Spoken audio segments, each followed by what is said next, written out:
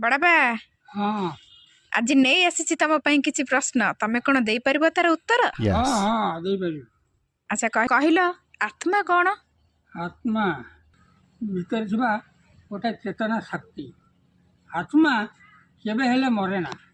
आत्मा हूँ अमर अजर। आत्मा हृदय मरी जाए आत्मा केबे मरे ना। सेकंड क्वेश्चन, हाँ भगवान को देखा कौन दरकार? भगवान को देखा को हेले कह भगवान को पाया को हेले आखि दरकार। यदि श्रद्धा दया थी भगवान को चिंता कर तेमे निश्चय भगवान को लाभ कर जापर तुम हृदय भीतर भगवान को प्रति केते श्रद्धा अच्छे तेरे तुम भगवान को देखिपार। तुम थर्ड क्वेश्चन, कर्म कौन? कर्म कर्म कौन? भगवान को सी समस्ते भगवान को हृदय भीतर डाकुंट। डाकिले मन प्राण दे डाकिले भगवान निश्चय जे जमत कर्म कर कर्मर फल अच्छे।